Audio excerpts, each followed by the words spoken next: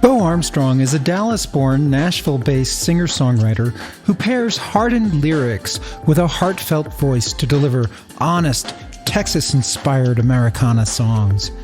He has just released his second full album called Chasing Ballads, following up his 2018 album Where We Are. The album was produced by up-and-coming Austin producer Brian Douglas Phillips at Brian's hot new studio, Rattle Trap Audio. Brian contributes acoustic guitar, banjo, bass guitar, and mellotron, as well as vocals and some co-writes. Together, they create a fusion of folk, rock, and country sounds with very strong storytelling. Chasing Ballads tells stories about human relationships, including finding love, falling in love, marriage, parenting, loneliness, and vulnerability, and other timeless musical themes.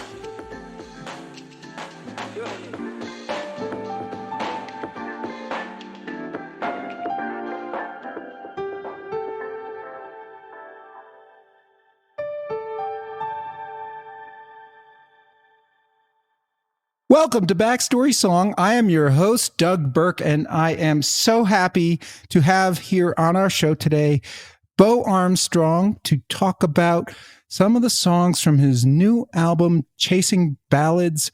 Bo, welcome to our show. It is awesome to be here. Thanks for having me. Hey, Bo, tell me, why did you start writing songs? So, songwriting for me goes back a long time, probably almost 20 years now. And like a lot of people, it was just sort of an escape for me. At the time, I was a 15-year-old kid who was living away from home. I'm from Texas originally, but I was a bit of an anomaly, I guess. At the time, I was a hockey player from Texas. So in order to pursue that at a relatively young age, I went off to a boarding school in Connecticut. So I was very far from home, very far from things that were familiar to me. And I had a guitar and I loved country music, and I would listen to country songs from my dorm room up in the snow in Connecticut. And that was my way of kind of bridging the gap back home, kind of dealing with some, I guess in hindsight, I'm comfortable saying it, but I was probably a pretty homesick kid at 15 when I was all those miles away. At the time, I would have never admitted it, but I think that was definitely a part of it. But yeah, it was sort of a bridge back home to things that were familiar. And that's when I first picked up the guitar. I was about 15 years old and very quickly started writing songs because I had a hard time learning other people's songs. Out of curiosity, what was the name of the prep school? I went to the Hotchkiss School in Connecticut, right there up on the New York-Connecticut border, up in a very cold corner of the state. And did they have a good hockey team? We did. Historically pretty good. At the time I was there, we were kind of mediocre, I'd say, middle of the pack. We weren't winning any championships, but, we were always competitive. How did you actually learn to ice skate in Dallas, Texas? Yeah, I got the hockey bug when the Dallas Stars moved from Minnesota to Dallas in '92. And, I dove in right away. And when I started playing, I think there was one ice rink in Dallas, and that's where the Stars were practicing, and that's where any youth hockey was. And it was relatively small, but in less than 10 years, the sport really exploded. It helped that the Stars were good. It helped that they, won a Stanley Cup. And I think after they won a Stanley Cup, now there's like at least a dozen sheets of ice within 20 minutes of the house I grew up in. And, youth hockey's grown monumentally there as well. And, lots of players are starting to get big college scholarships and playing through juniors and being drafted. So untraditional hockey markets are becoming, great sources of talent. There's lots of talented hockey players coming out of California and Texas and even Nashville, where I am now. Yeah, the U.S. juniors just beat Canada. Yeah, some of those guys, if you look at the roster, they're not all from Massachusetts. They're not all from Minnesota. The kids are all over the place. And I think that's a testament of the game. I think the league has actually done a good job of outreach and getting people playing all across the country. And so is any part of playing hockey, the competition, ice skating, is that in any of your songs? I don't think it is directly. I think. Well, there you go. Now you can go write a song about. Yeah, exactly. So, Bo, the first song we want to talk about is "Meet Me in Memphis."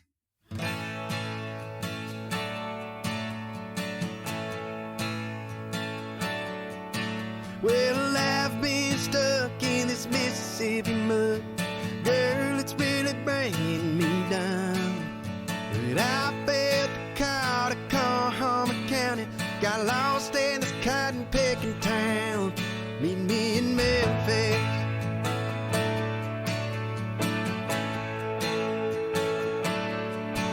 We can ride 61 straight into the sun. Watch it sink into the levee. Then a delta moon rising, shine over the water up there like a polished penny. Meet me in Memphis. Meet me in Memphis. Well, come on down to this hollow ground. The devil knows I've missed you. Now meet me in Memphis. Meet me in Memphis. I am a huge Memphis song fan. There's been many songs, so you're taking on some hallowed ground here. Indeed. And that was a risk I was willing to take when it came to me. I actually made a playlist on Spotify of all the songs that I could think of that either had, allusions to Memphis or straight up said it directly, whether it was in a chorus or a lyric or anything. I'll have to send you that playlist at some point. But I almost didn't do it because of that, because it's such a common, thing. And, it's a common source of inspiration for musicians. I was a bit nervous, admittedly, to enter my version into that mix. And I almost didn't do it, but I finally just decided that it is a part of my experience. It's a part of my life. And I felt that it wouldn't be disingenuous to give one a shot. Ultimately, I'm glad I went with it. It's a song that means a lot to me. I think it turns out fun. And I actually think we did a good job of capturing a bit of a Memphis feel to it while still keeping it in the context of my record overall. So you talk about some legendary places. I had to actually look them up, but I probably shouldn't have needed to do this. You talk about both Route 61 and Route 49, and the junction of those two roads comes up late in the song. Yep. I was holding on to that until the second verse. Yeah, so I spent 2 years living in Mississippi. I was about an hour south of Memphis. When I graduated college, I did a teaching program called Teach for America, where it basically takes recent college graduates and puts them in communities across the country that are in dire need of teachers. And I ended up in the North Delta. I lived in Coahoma County, which is the closest town is Clarksdale, which is, a pretty famous spot if you're a lover of the blues. There's a lot of history there, and it is kind of like one of, I'd say, two hearts of Delta blues. So I lived there for 2 years. I was sort of in the thick of it. And one of the tricky parts is 61 takes you from Memphis down into the Delta. That's historically, you always hear about 61. 61 intersects with Route 49, and that is where the legend has it that Robert Johnson sold his soul to the devil. And I lived less than a mile from that intersection. The so-called crossroads. The so-called crossroads, exactly, which I went down to the crossroads. Exactly. Got down on one knee, right? And my version of that, I was romanticizing it a bit because the song is about a long distance relationship I had with my then girlfriend turned fiance, now wife. In the song, I romanticized it a bit by taking her to the crossroads and proposing to her there. That didn't actually happen, but it was my sort of romantic version of what could have been and trying to pull together the elements of where I was at that point of my life and at that point in my relationship. So where did you propose to her? Ultimately, I proposed to her. Well, you're familiar with New England, on a hike in, Talcott Mountain in Connecticut. A mountain is a bit of an overstatement. It's more of a hill, but it was about a 3-mile hike about 10 or 15 miles from where my wife grew up.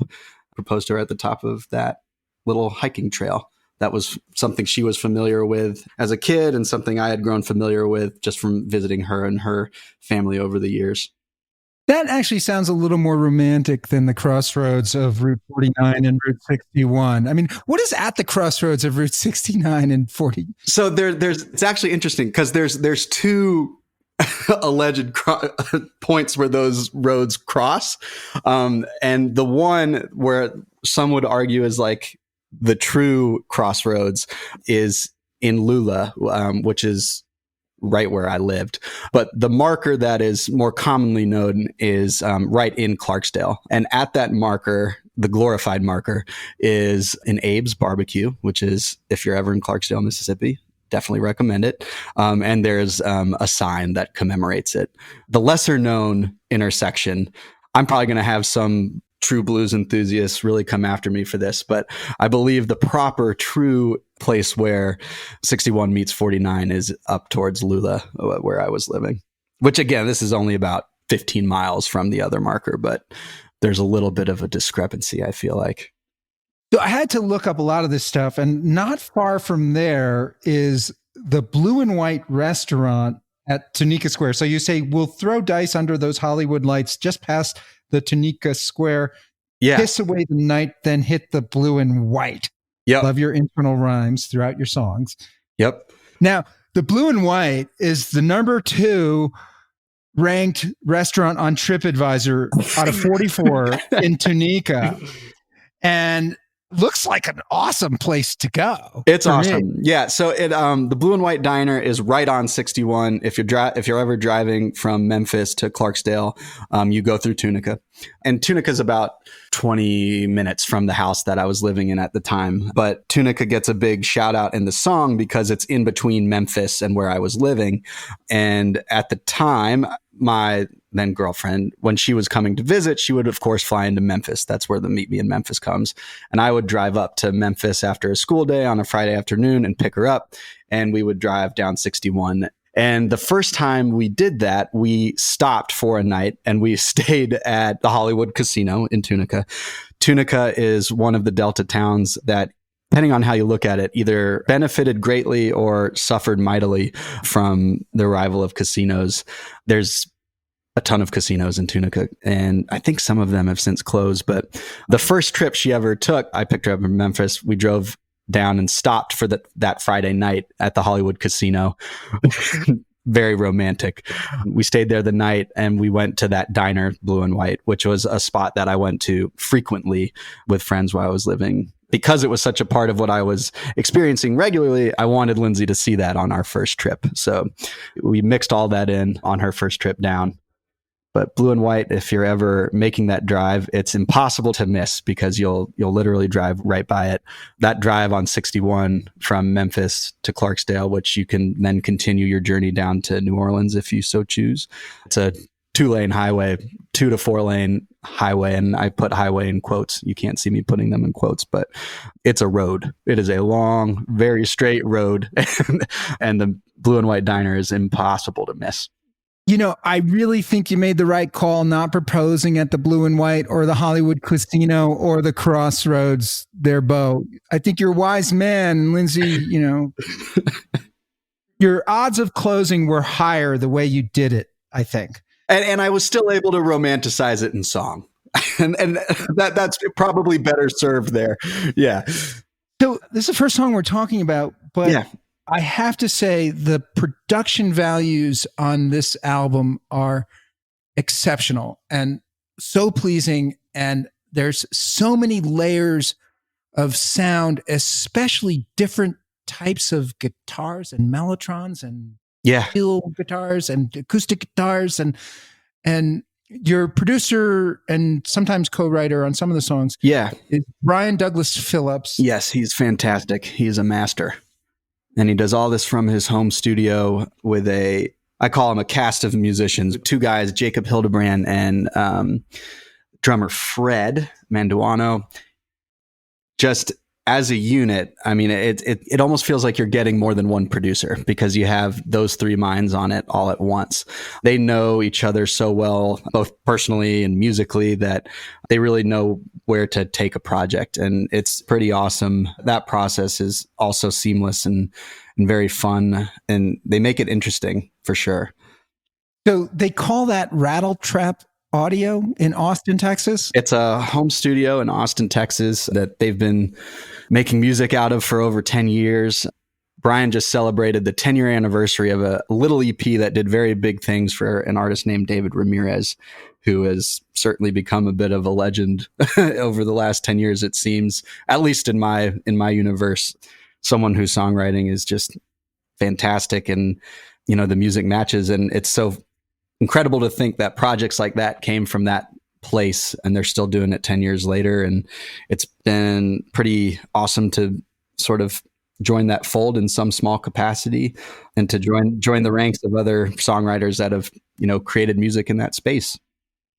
So my esteemed and legendary recording engineer, DJ Wyatt Schmidt, he and I were looking at the picture of the studio, and we didn't realize it was a home studio. And DJ Wyatt Schmidt says, "Oh my God, look at that equipment. He's got an incredible setup there." Yeah. And so you would not know that this is not a professional studio. He's the real deal with the real equipment and the real goods there. 100%. And it's all in one room. There's a vocal booth in the corner, but everything else is, all just pulled up and set up and jammed in tight, but it works in the most beautiful, perfect way.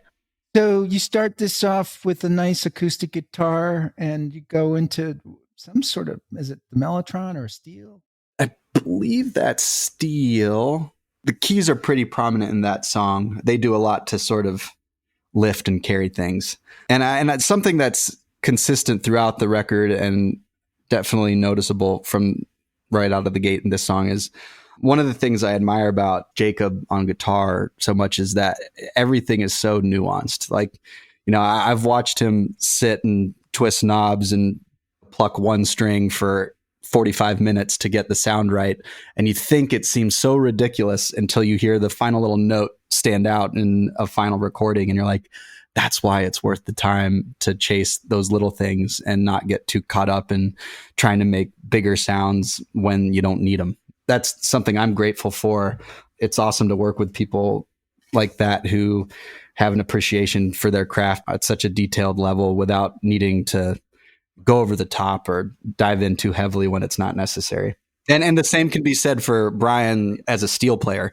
He's a phenomenal steel player. And I think one of the things that always stands out, people have mentioned to me, even when he's joined me for shows and stuff, is that everything, again, I'll use the word nuance, is like, it's just felt, not necessarily heard, right? That's something consistent, I think, throughout the record, whether it's Jacob's guitars or Brian's steel.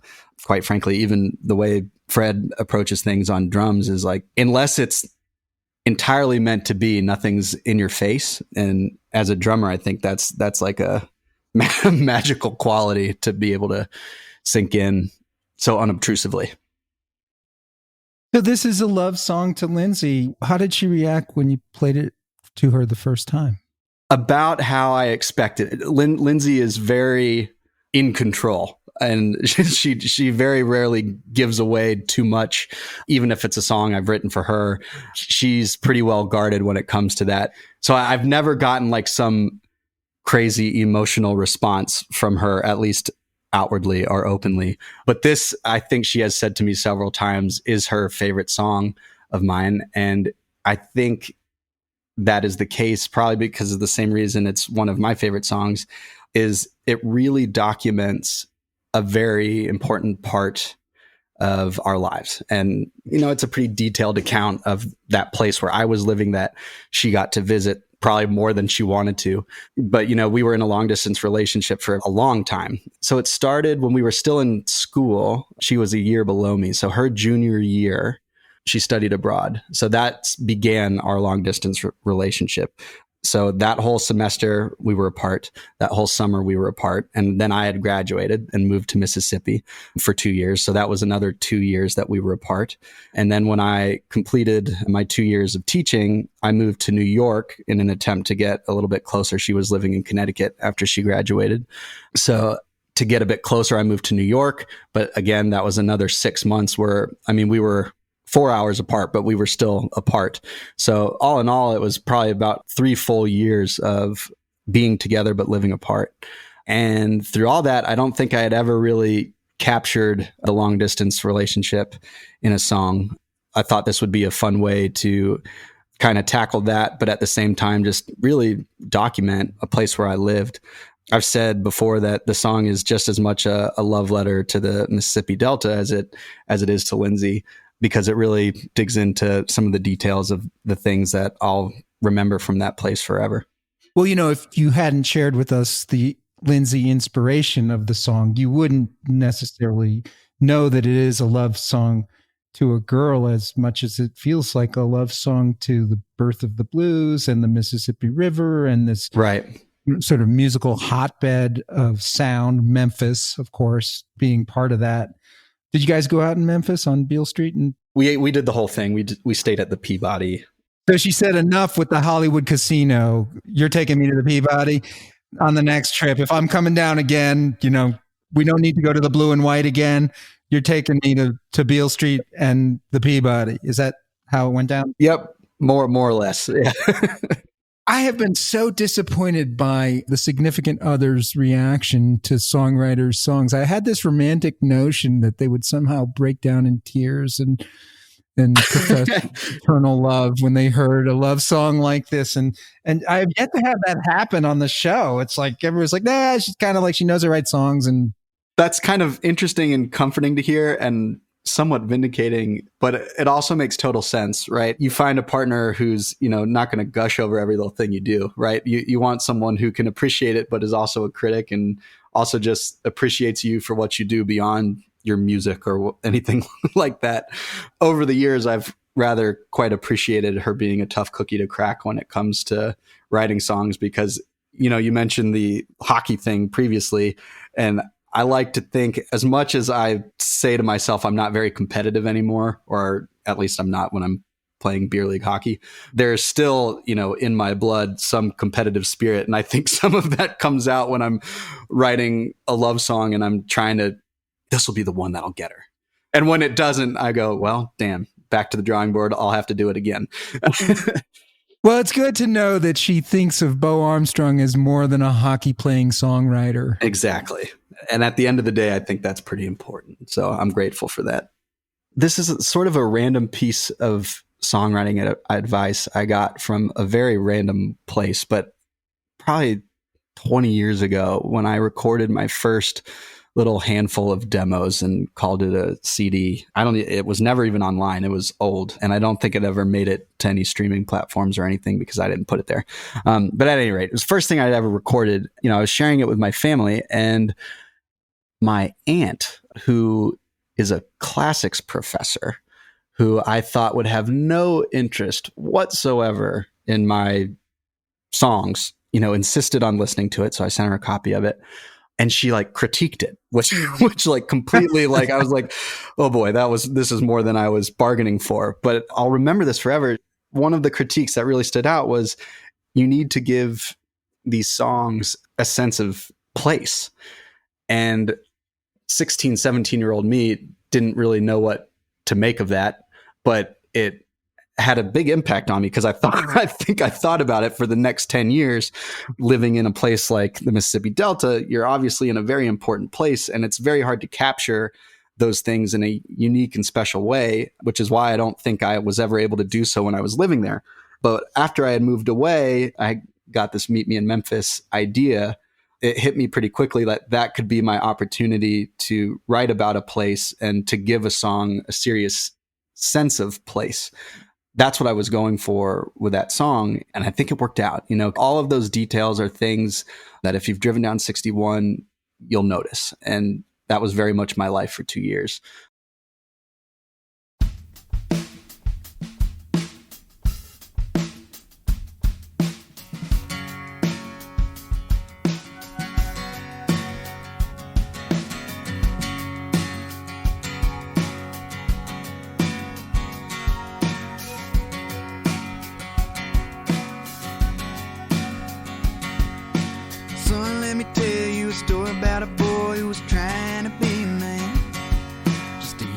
bright shot who was sitting on top of the world he was living in.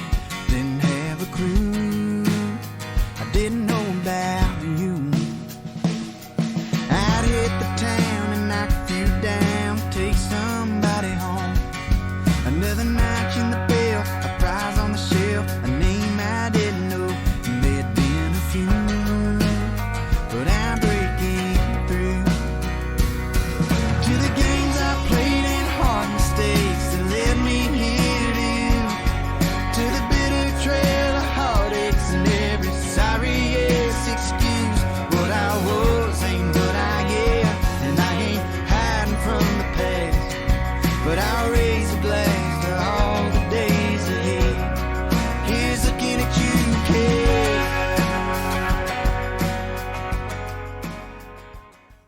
So let's talk about another song. Let's talk about Here's Looking at You, Kid. Yes. This is a fun song. This is a fun song because it was a collaborative effort that started in my childhood bedroom. I remember coming home from school, coming home from Connecticut, and being upstairs in my bedroom with a guitar. And two of my best friends that were still living in Texas, whenever I came home, we would go up to my bedroom and we would play around on guitars and try to write bad songs, or try to write good songs, but write bad songs. And we, 15, 16-year-olds just figuring it out and having fun. This song was written in that same room, only it happened 20 years later.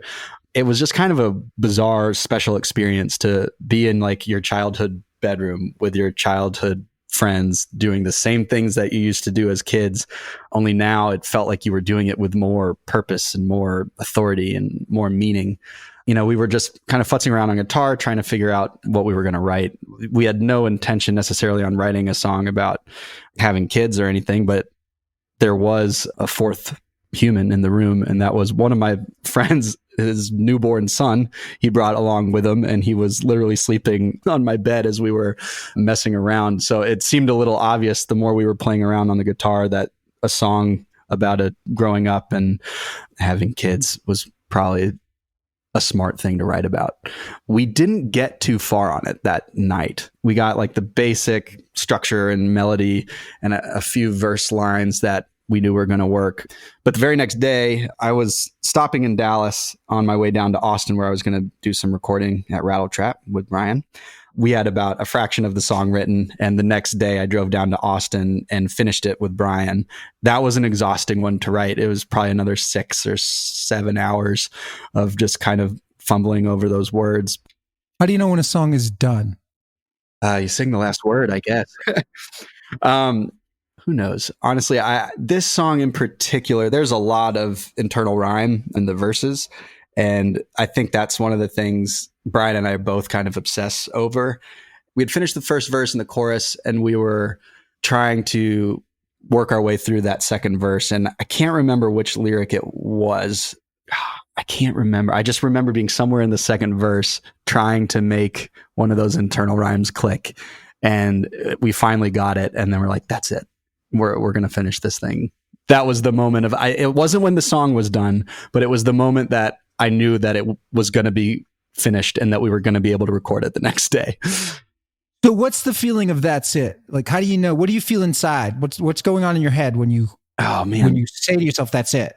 That's a really interesting question, because the that's it moment happens at different times. Like, I haven't finished writing a song in a couple months right now, and it's driving me a little bit insane, but there's a lot on our plate in our house right now. Our little one's not in daycare right now, and I'm sort of handling that while my wife works from home. So I haven't really had like the clarity of being able to write a song start to finish. Anyway, this morning, my son is 2, and while he was running around the room, I just had a line pop into my head, and I was like, that's it. That's going to be the song that I write sometime in the next few weeks, and that's going to get me out of the rut. And that song is like half of a lyric, but I just have this feeling in my brain that it's more than that, and that it's worth pursuing. And I feel like a lot of the times when you have that little aha moment, you're usually right. Every once in a while, you chase something that's maybe wasn't worth chasing, but more often than not, the phrase hits you in a certain way for a certain reason, and you just try to to sort it out. It's interesting because you can have that moment, like I said, out of the blue when you're walking the dog or playing with blocks with your kid, or you can have it 4 hours into a write when you've got 2 full verses and half of a chorus written, and you're still not quite sure where that song's going until you have that little, that's the piece that's going to make this all make sense. Like, I don't know if I can put into words exactly what it feels like, other than it kind of hits you like a source of inspiration that like what you're doing is worth pursuing. And I mean that on a more minute scale of like, that lyric is worth pursuing. Like that line or that idea is something that you should try to figure out. And it'll be worth your time if you do. So is this a father talking to a son or a man talking to a boy? The opening lyric is, "Son, let me tell you a story about a boy who was trying to be a man." Yes. So one of the things I love about the song is, with the exception of 1 or 2 words, if you wanted to, you could take this as a father to a son talking about a girl. If you changed 1 or 2 lines, it could all be about finding the right woman. But this song is very much a father talking to a son, specifically talking to a son that, you know, is not capable of speaking yet, because the idea came from the 1-month-old baby that was sleeping on my bed when the idea first came to us. So the idea was, "Son, let me tell you this story about a boy trying to be a man." And from that line, it just became the idea of growing up alongside the kid that you've just had, basically. So the line is Humphrey Bogart to Ingrid Bergman in the movie Casablanca. Obviously, you know, superstar actor talking to actress in legendary movie. How is that in the song? Or so there, I mean, I guess in my head, it was probably a not very interesting turn of phrase to use a famous line from a very famous movie, but to have it literally talking about the kid that was sleeping on the bed. And at the moment, my 2 friends that I was writing with, I'm not going to call them out on it, but I think one of them may have not even gotten the reference to Casablanca. Because he was just like, "Oh, right, here's looking at you, kid, that there's a kid and he's sleeping on the bed." We always say that when we toast someone. We always say that when we toast someone. Exactly. Who invented that? Exactly. But beyond that, there was I wasn't trying to, or we weren't trying to make any reference to the movie beyond that being a phrase that is commonly said. And actually, now that I think about it, when Brian and I were trying to finish the chorus, we had it in our heads that it was going to be like a toast, because that ends with "Here's looking at you, kid," right? It's a big celebration. Whereas, you know, in the movie, that's not the vibe. And I remember we were trying to finish the chorus, and we had already said that, you know, we're baking a toast here. And he was like, "Yeah, and then you just raise your glass." And I remember that moment, because I was like, that was another one of those moments where it was like, the song's going to work. We're finishing it. It's going to work. And it was just as simple as, we're already giving a toast. Now we're just literally going to say, "Now raise a glass." And it seemed so obvious and right under our nose. And he was able to say it so matter-of-factly after we were sitting there for probably a few hours at that point. And it was just like a weight came off the shoulders. So the song has the regret and wisdom of experience, and yet the optimism and hope for the younger person, the son. And it has that both lyrically and musically. And they're both contradictory, oxymoronic ideas. Explain to me how you captured that in the music. Yeah, well, I think a big sort of reoccurring theme in a lot of the things that I write, and particularly on this album, is being aware of your past and learning from your past, and not just like running from it or hiding from it, but like accepting it as part of who you are and moving forward from there. And that's really what the song is about, right? It's growth, and it's accepting everything you've done up to that point as being part of who you are, but looking onward to everything that's yet to come. That's pretty thorough throughout lyrically. And I think the music does a really steady job over the course of the song of building to those pretty big moments. And the song starts with, I think it's like 10 seconds of just drums, right? And and you just kind of fall into it, right? It's a slow build, but by the end of it, like the layers really come together in a pretty heavy way. One that for me, frankly, is, to be completely honest, pretty emotional by the time you get to the end of it. The repeat of the last chorus, raise a glass to all the days ahead, like that still kind of gets to me a little bit, because there's so much happening in that little moment before the instrumental takes us out of the song, that it's one of a couple points of catharsis, I think, on the record on the whole. I won't ask how your 2-year-old son reacted when you played the song for him, but one day I hope he listens to this podcast. And Yeah. Another reason that song's so interesting is it didn't start about my child. It started about my friend's son. And my wife was pregnant at the time.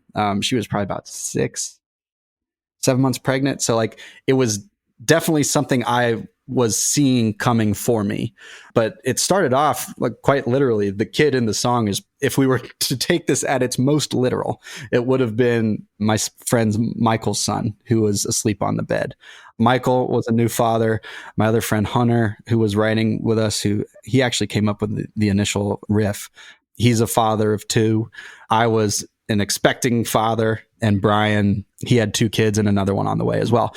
I don't want to interject anyone else's thoughts or what their emotions were going into the song, but I think it's unique in that it's written by 4 dads who were at different places in their life of being a dad. now that you've crossed the river from being an expectant father to an actual dad, Yeah, you would have to say there's a difference, would you not? totally. Yeah. Absolutely.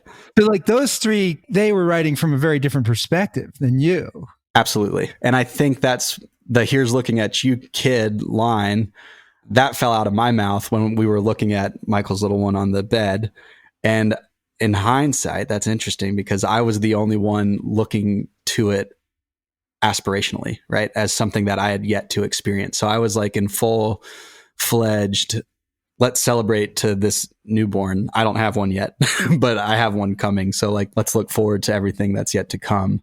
I had this wonderful dear friend, Scott Wendland, in life, and he once told me that whole journey for the man on the firstborn child is such a different, the world starts treating you differently, and your buddies no longer start asking you about how you're doing. They ask, how's Lindsay doing? Right. And then, That's it. and then when the baby comes, it's how's the baby and Lindsay doing?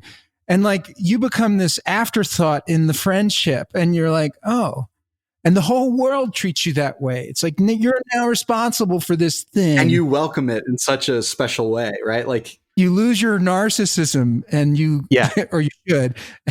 Well, exactly. And that's sort of really what a lot of, I guess, the first verse there is about, is losing that sense of narcissism and the world just revolving around you. And you think you run the show, right? Because very quickly you do not.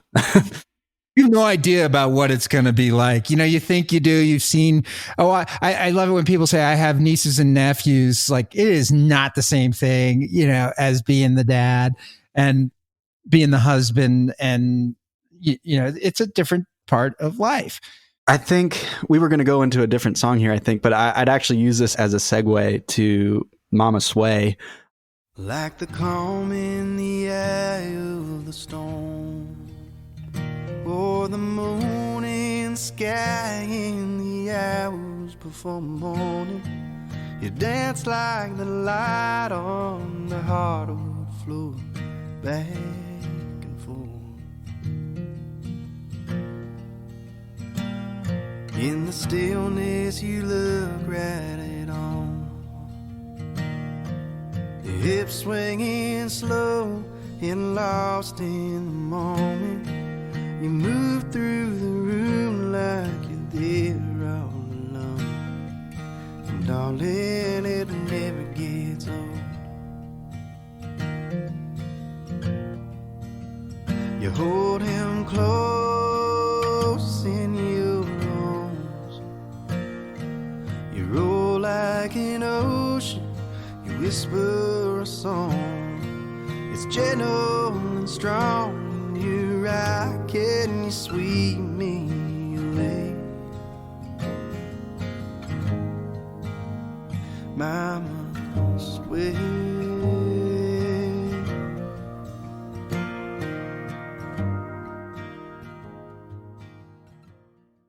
Just in that, the story you just told about your friend and how fatherhood changes the way the world looks at you and everything, that has sort of become, or at least in this past year when I've been writing with Brian, something that's like a common theme for us, we've referred to as like domestic dad vulnerability, and really settling into the reality of like, that's a very big part of who we are and it's totally unavoidable. DDV syndrome, Yeah. domestic dad vulnerability.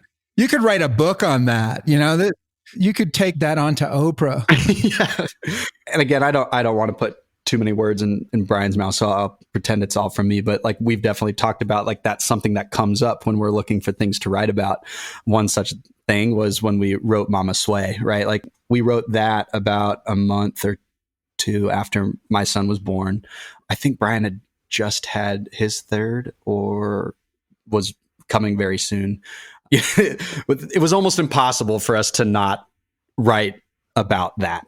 Before we wrote Mama Sway, we actually even said, like, we don't really want to write a junior song, as Brian refers to them. It just seems like the low-hanging fruit that seems a little too cliche. What's a junior song? A junior song is a song, I forget where he got the term, but it refers to a song about your newborn child. Everybody does that. That's a cliche. Right, right. That more or less. How do we avoid the cliche of writing a song about the kid you just had? And what's going to make yours special, right? Like, there are tons of songwriters in this world, and many of those songwriters have had children, and many of them have written songs about those children. So how do you make them meaningful to you, but also meaningful and relatable to other people? So our twist for that was to kind of turn the focus from the newborn child to the child's mother. In my case, this song came from a very specific image I had in my head of cracking the door open when she was, singing him to sleep, and recording that video and keeping that in my phone, and just saying, I don't know what this is going to be a song. I don't know what it is yet. And I recorded that video and I wrote Mama Sway in my phone and I tucked it away. And when I sat down to write with Brian, that was one of the things I pulled up. And very quickly he was like, Mama Sway sounds like a song. And I was like, yeah. But again, I was like too shy to share it because I didn't want to just write another song that was just about someone's newborn child. Not that that's bad. I should rewind. Like, it's okay if you want to write a song about the child that you just had. Like, that's a very special moment and it's important to document it. So I don't want to talk against doing that. But I think when we sat down to write this one, it was more interesting to turn the focus from the child, who was like the obvious, like, center point, or, the catalyst for the song, but turn the attention to Mama. It's a lullaby to motherhood. Yes, totally. That's one of the things I love about it, because how many lullabies to motherhood are there? There's lullabies to children. And I would also say it's not just a song about mothers. It's a song about mothers and holding their babies. So there's two characters in this song, in the imagery, always. And one of the distinctive things I love about the song is it's from the second person, which you don't always hear in songs. So it is someone observing this thing. Yeah, that's spot on. And I think that comes from the fact that it's a video. Like, I recorded the video on my phone, like through the crack of the door. I was like, this is something I might want to remember in 20 years, right? And so I just recorded like a 10-second clip of it. I can't really share the video with anybody because it's just a dark room, right? I had to, take some liberties with the imagery there. It was a moment that I was watching. And when we were writing the song, it was very much reimagining that exact moment and trying to document it in a more romantic way. What's the moon in the sky and the hours before morning look like? There's two windows in my son's room, and this is one of those liberties. The moon was not shining through those windows because, of course, the shades were pulled down. because you don't want that baby to wake up. The thought I had when I look at that video, which is just Lindsay swaying back and forth, holding our son Coleman, was how do I describe this in like the most beautiful way possible? And very quickly you're like, well, it's nighttime, the moon's shining. And then you see the window and you're like, in a perfect world, the moonlight is shining through that window and, you know, sort of brushing Lindsay's shoulder and kind of catching Coleman's eyes, right? Like, so that's where you take the poetic license there and try to really create an image that is everything you want it to be, even though the version that's commemorated in your phone video forever is really just a black void. So did this song make Lindsay cry when you played it for her? Nope. Oh, and if it did, I never saw it or I didn't know about it. And that I think adds to some of the magic. I know she appreciates it. I know I do remember thinking like, this will be the one. How can this not be the one? If I'm doing everything right, I'll be saying that for the next 20 years. So I'm okay with that. Lyrically, I think it's one of my favorite songs. It was just a pure exercise in trying to write the most magical, prettiest looking imagery. Like, how could I really wanted to take that video on my phone and describe it in like the most beautiful way possible. And I think we did a pretty good job of that. so you do have very elegant and beautiful lyrics. How do you write the music to match that? On this song in particular, because I was writing it with Brian and, you know, we were at this point, I think we had probably a quarter or half of the album written, either in songs that we had co-written together or songs that I had written. He was aware of all those other songs and he says, you don't have any songs in 6/8. And he's like, the album will benefit from, you know, a change in pace like that. And I actually think we have more than one song on the album that's written in 6/8. I'd let him do the talking on that. With that in mind, he's like, let's use this as sort of like a turning point. He started playing the riff for this. And I'd written out parts of that first verse and he was just kind of going with the idea of it feeling like a lullaby, feeling like a bit of a downturn in the record. And yeah, it just, I don't know, it seemed pretty organic at the time. It was obviously the imagery there was not going to go over something fast paced. So it worked. Now that I'm thinking about it, this is the song that had the most back and forth after we recorded it. There's actually an alternative version of this one that I just felt didn't totally capture what I was hoping for it to capture. I think I had super high hopes for the song because, like I was saying, I was hoping this would be the one, other than maybe Memphis. I've never written a song more specifically for Lindsay, and I really wanted this one to like hit.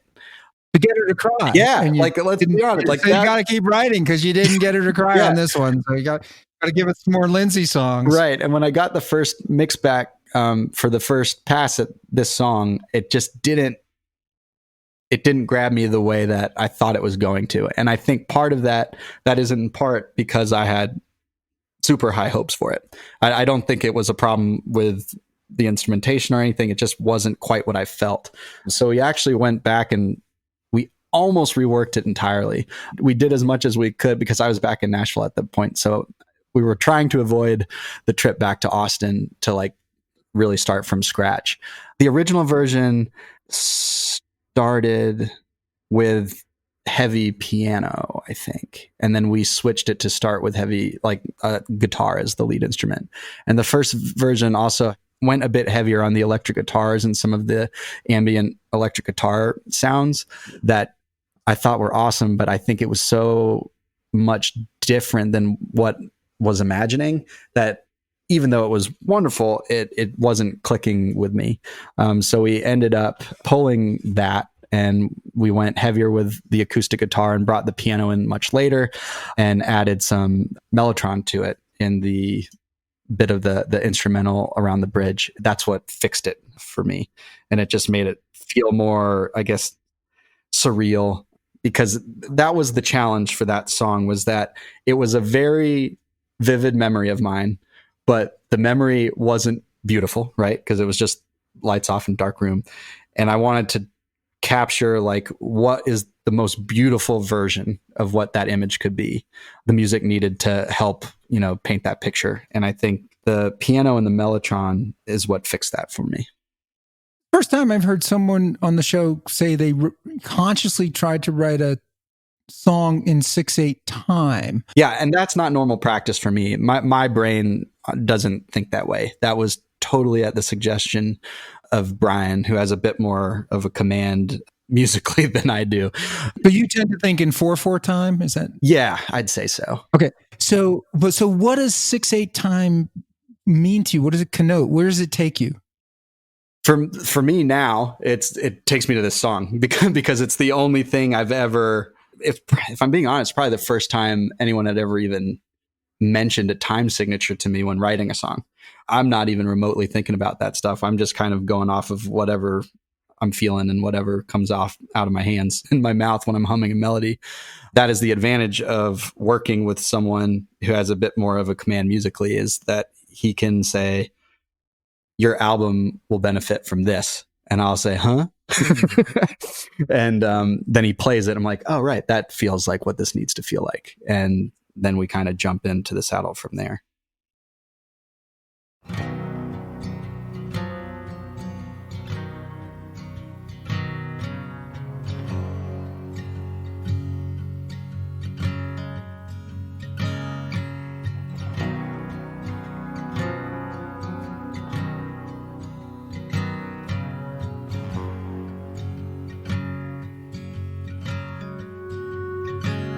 Life filled up on diesel, about 2 hours east of El Paso.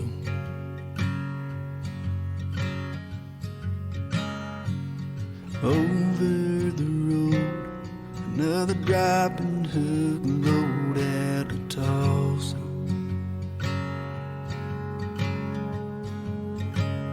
And there's a scratch off ticket sitting next to your picture. And we always joked you'd take all of the wings, run off in the night, and take to the skies, leave me down here in between, wearing out these wings, mile after mile, flying right into the wind. 2 pawn shop rings and your innocent smile that I don't have the strength to forget. I'm just spinning these wheels, riding that line.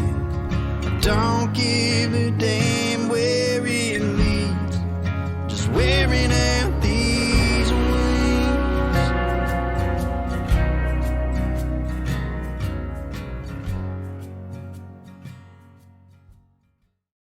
Let's talk about wearing out these wings. Yeah, this is another fun one.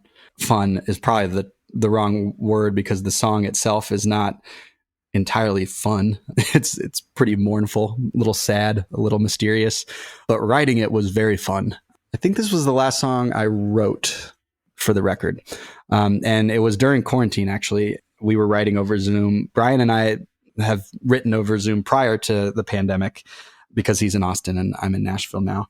So we were somewhat accustomed with the Zoom co-write, and we wrote it late at night because I've had my hands full during the days a lot recently, but we wrote it pretty late at night and we were having a drink and we were kind of catching up, and we didn't have any real agenda.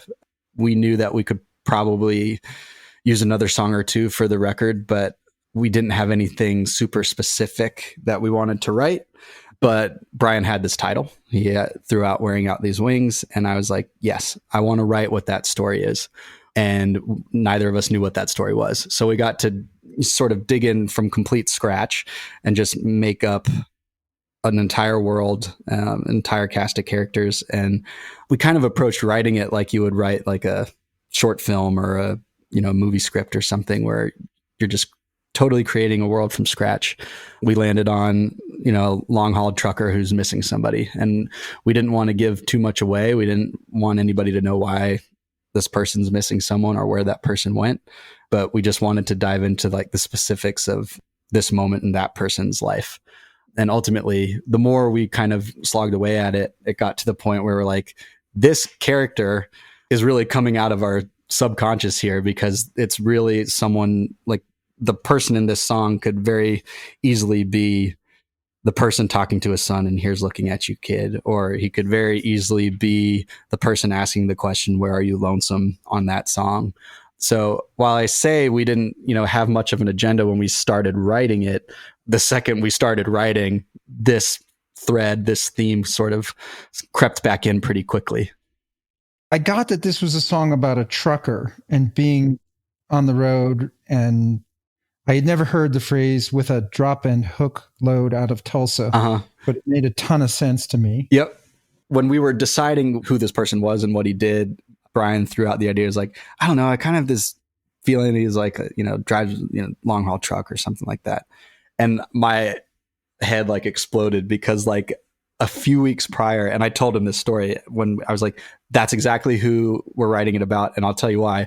I had gone on this is really random, but like a week or two prior, I had done like a deep dive on long haul truck drivers. There's like, I don't know what made me chase this rabbit down the hole, but I spent like 2 or 3 hours one night / early morning digging into this like interesting subculture of truck driver YouTube channels, where you can like, I guess for some, for a writer, I guess it's pretty good insight into someone's world. Right.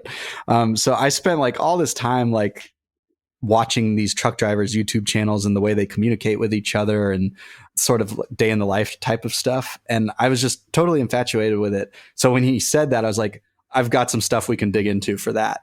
And that's another one of those examples of, before we were talking about when you think you have an idea worth pursuing. Like, I don't know why I spent 3.5 hours that night going down that YouTube hole watching videos about truck drivers, but I was just like, there's something here. There's something so compelling in all of this. And like, it's interesting enough for me to, stay up and click again and watch more and keep going down. Like, this surely will turn into something. I had no idea what it was going to turn into. But when Brian said wearing out these wings and then said truck driver, I was like, we've got something. Yeah, it was really interesting. Like we even like, we started trying to find images of what we thought the guy would look like. So we were like, we were on Zoom and we had our messages open as well. And like, we were sending each other images of just like random guys that were like, does this look like driver guys? Yeah. Or even like, I think the image that we ultimately landed on as being our guy, which I don't think we'll ever share with anybody, because I think everyone creates their own image of what this guy looks like.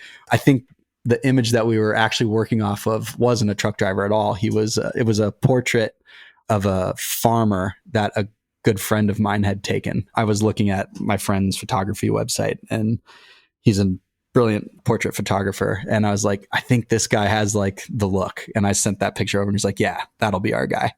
Not that any of that matters, because it helps set the world for us. But I think to anyone who listens to it, they're going to create their own image of what that person looks like. But it was just another example of like really trying to create something out of nothing and like imagining yourself in a world that maybe you're not familiar with, but maybe it's one you've researched, like driving trucks. Where does the association with wearing out these wings and truck drivers come from? Yeah. So 2 things there is we use it as a way of there's a line in there that he looks to the sky. Right. And from there you could be like, maybe it's just a bird flying up in the air alongside. The truck driver looks outside his window and, he sees this bird flying, and that, distracts him and takes him to this other place. Another way to look at it is wearing out these wings is just the tires on the truck, right? My first thought when Brian threw out the idea of wearing out these wings, that it was, someone with angelic qualities who's like gone to the dark side. And he was like, oh, I hadn't even thought of angels, right? And I was like, for whatever reason, my brain went wings, angels, and wearing them out, which means like fading. Either a bird or an angel Right. that wears Yeah. Like it seemed so obvious to me, right? It was his idea. But to me, like it was kind of making all of those things work in a way that wanted to leave it a little bit mysterious, I guess. Yeah, there's a mysterious, lonely darkness. Yeah. And really, I think that's where we wanted to leave it, right? Like there were a couple moments where we were about to give a little bit more away and it just didn't feel right. The song just made more sense if it was just like leaving more unknown. Yeah, you kind of end it with these ooh, ooh, oohs, just this observational ooh. Yeah. That's awesome that you pick up on that. How better to leave it open-ended than to not sing words, right? And like nothing more needs to be said than an emotional guttural word like ooh. Right. Yeah. And you're just kind of lost in it, right? Like you're still trying to figure it out. You're still trying to understand who he is, where he's going, where he's been. And you know something happened, but you don't know what. And that's kind of enough. We used a baritone guitar in that, baritone electric, and it made it super spooky. And I was wondering, is that a bass? I said to myself, I wrote, is that a bass? It's a different kind of sound than a bass. yeah. A lot of songwriters, and musicians, are sort of challenged to play fast, but you decisively start this off with these bass guitar whole notes and organs notes. Yeah. We had to set the stage pretty early, right? That it was just going to be a bit mysterious, right? And I think the way we were able to do that was with that heavy drony baritone guitar right at the beginning. It's kind of like a gut punch straight from the get-go.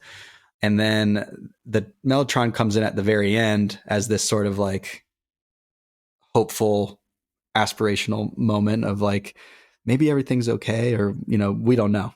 So it starts with that really heavy gut punch, but by the end of it, there's hope left in it. When we were recording it, not necessarily when we were writing it, but it pretty quickly felt like a type of song that you end an album on. I'm a sucker for the last song on albums. Those always tend to be my favorites, first and last. For whatever reason, in well-sequenced albums, I always feel like the last song means a lot. When we finished all of these, at the time, I think we had like 8 or so songs left, and I was like, Chasing Ballads has to be the last song. And we had already recorded it, and we had left the ending of Chasing Ballads like really wide open, and it was supposed to be like, you're sort of riding off into the sunset at the end of the record. But then we wrote this one, we tracked this one. I was like, oh, this is kind of a contender for that like last punctual moment too. One of the ways we fixed that was when it came to sequencing is we put it as the end to side A of what would be the vinyl. And that kind of scratched that itch for me, is like, it gives you that, especially with the majority of people listening to the record are going to do so digitally, and they're not going to know they have to flip over to side B when they finish that song. But for what it's worth, I do think if you were to sit down, and even if you were streaming the record and you listen to it start to finish, it does hit you with a pause, right? Like, and you do come out of that song and, you feel like, oh, there's space here. Like something, the first act is over. And then we start back up with Here's Looking at You, Kid. You mentioned before, it just comes in on just the drums, right? And it's like kind of a reset. And of course, that song is all about, that pretty major reset in one's life and moving forward.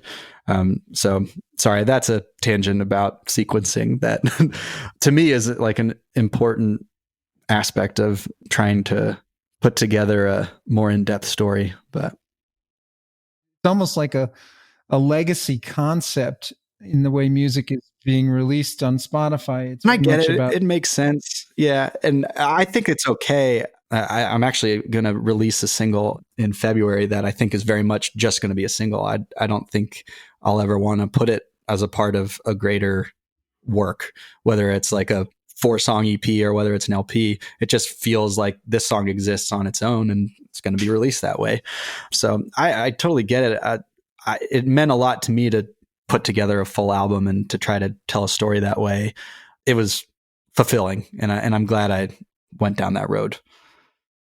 Well, for my listeners, you can go to our website and listen to the Bo Armstrong songbook, and I will try to remember to put the songs in that order, but we put the songs in the order that we discuss them in the episode on there, and then you will find whatever else I could find on Spotify for that Bo has written out there. So if you just want an afternoon of listening to Bo Armstrong songs, you can listen to the Bo Armstrong songbook on our website at backstorysong.com.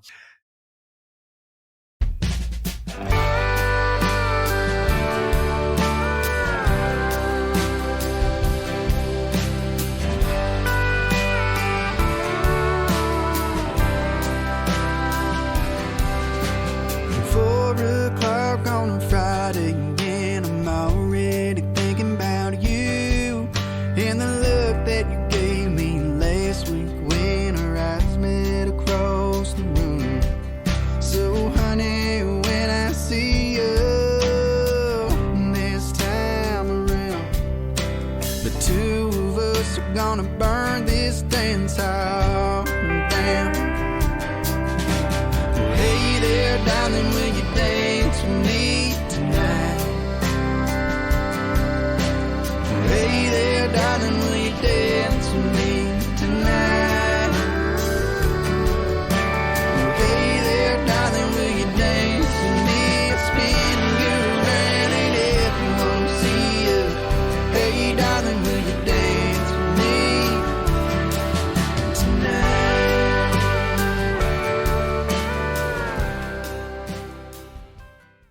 Bo, let's talk about Dance With Me. Yes. So this was a fun one. I guess that's my go-to line. I just must have so much fun every time I write songs, which is a good thing. This one was quote unquote fun to me because I first wrote this song when I was a junior in college, and I wrote it in the back of a classroom on a Friday afternoon. All my friends were in the class and we were all just kind of counting down the minutes. It was like a 3:00 class on a Friday. It was everybody's worst nightmare. I wrote the song and it was very much about just like being in college and what we were about to do because we were all sitting in class and we were going to go back to the house and we were going to start having some beers. And then we were going to go downtown to the bottom of the hill where our college was. And that was going to be our weekend because it was springtime and that's what you did. And I always loved that song because it felt very much sort of in the way Meet Me in Memphis was like a very specific point in time in my life that had some references to place. It just always stuck with me. I never recorded it. When I was finishing up the album, I had room for like one, maybe two more songs. The idea of rewriting it came to mind. And I was like, I could totally reapply this to my world now, tie it in a bit more with my roots from back home and, give it a slightly different vibe. So it's the only song I've ever rewritten. It's the only song I have that I felt strongly enough about that I could tweak it enough to bring it to life in a way that I'd want to record and keep forever. You countrified it a little bit. Totally. With the two-step. They weren't doing the two-step in upstate New York. Absolutely not. Right. Well, actually, Central New York has some venues. I wouldn't call them dance halls, but there are definitely some honky-tonk-esque bars in Central New York where country music is strong and where the dancing happens that way. Yeah, you wouldn't think it. No, yeah, I've been upstate New York and it's pretty country. Yeah. Yeah. People don't realize it because there's two parts of the state of New York. Very much so. The whole Dance With Me part was like finding someone to dance with in the small bar in town. And, it wasn't a two-step and it wasn't very elegant, but it was like you were just probably drunk and dancing and having a good time. And it was just so accurate. Like, it was like, that's just what you did. And like, everybody remembers it. And interesting thing about that is there's one recording of that song as it was originally written. And that's when I played it at my college. And that was in 2009. I remember that night like it was yesterday because it was a really great show. All my friends were there. My hockey team was there to support. But like, I went to a small college, right? There's only, I think, 1,300 kids at the school, right? There's lots of pockets of students and, different cliques. But like for that show, for whatever reason, there there wasn't a lot to do that night. So like there were a lot of people from different parts of, the school were all there. The mood was good. Like people were having a good time, probably because, I had the hockey team upstairs, like cracking open beers during the show. And I actually think there's a recording where you can hear someone like opening a beer. I tell this story only because after I released the song, someone from my school who I hadn't spoken with in a decade reached out to me on Facebook and said, I can't believe you recorded this song. And she had mentioned, she was like, I totally see where it, like the changes, and like, I love it. Like it still captures the same spirit of what you had written originally. And for her, kind of brought her back to sitting in that room that night where it was like this sort of weird crowd of people all together listening to some music. And that, when she said that, like that was the point. I was like, that's why I thought this song would work, because there was just a weird feeling, to it that seemed relatable.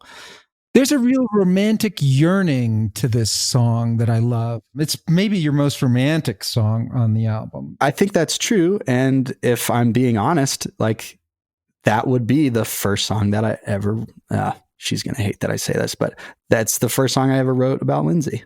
Because, I wasn't going to ask you the question. I wouldn't is have the said hey it. there, darling Lindsay, because if you had a different answer, it would have gotten you in trouble. And I didn't want to make you lie. Yeah. But I'm glad you came out with the honest answer there. It is the honest answer. Actually, the first song. It is, and it is about her. The original version of that song was like so grossly overwritten and is like embarrassing.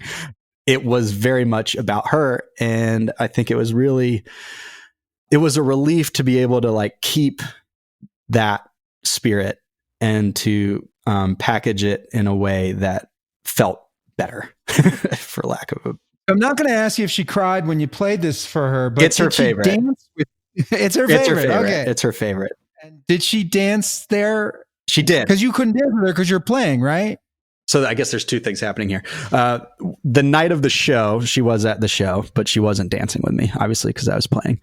I wonder if she knew the first time she heard it, if I was writing it about her. I've never asked her.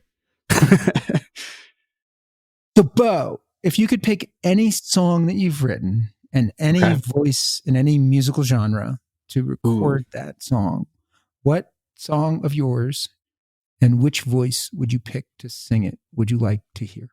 Okay. On the spot, I would say, and this isn't going to be as cool of an answer as I want it to be, but the song Built to Last, the day we finished writing it, I felt like that would be a perfect Tim McGraw song. And I haven't loved everything he's put out super recently, but like, he's still a huge heart of country music. And I feel like that song touches on a lot of sentiments that fits his palette. And I think his voice would be perfect for it. And what are the sentiments of that song that make you think that's a Tim McGraw song? Well, one, I always associate Tim with Faith Hill and faith, I guess, in general. And, it's a love song about standing the test of time and things surviving through thick and thin and stuff like that. So I think that just kind of fits the artist, I guess. But we mentioned old guitars and old cars and things like that. And I think that kind of fits the vocabulary and something he might sing, but that might also be a little presumptuous, and maybe he doesn't want to sing stuff like that all the time. So, so that would be one. Another one, and again, this probably isn't as interesting as I'd want it to be. I think it'd be really cool to hear Chris Stapleton sing "Where Are You Lonesome," sing it, and also play the guitar solo in the bridge, because he's such a distinct voice, both as a singer and as a guitar player. And I think that song has moments for both of those to shine. And I think that'd be pretty damn cool to hear. But I wish I had like a really cool answer for that. I think those answers are cool. Hey, so Tim and Chris, you've been pitched these two songs. We want to hear them. Please lay them down on your next recording. Thank you. Yes, I would love it. So, Bo, you've been chasing ballads for a long time, huh? Not professionally, but I have been chasing songs for a very long time, and I'm glad I'm at a point in my life where I finally decided that it was something that I needed to pursue with a bit more intention. And we're glad you did. We're glad for your new album, Chasing Ballads, and your earlier album, Where We Are, from 2018. I really enjoyed this and taking this deep dive into your new album.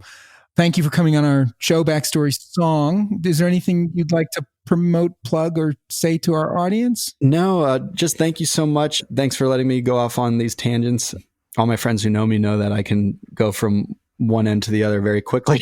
So thanks for letting me walk that crooked line. But yeah, other than that, thanks for doing this. I really appreciate it. And I have another song coming out February 12th.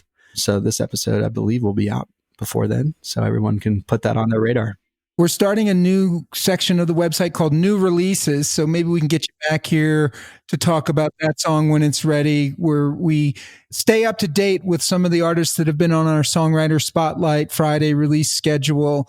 And we look forward to maybe having you back for the new release section of our website. So please follow us on Instagram, Facebook, and Twitter at Backstory Song. We are posting 10 things a day, trying to engage you guys in a conversation about music and how much we love it and we love our songwriters.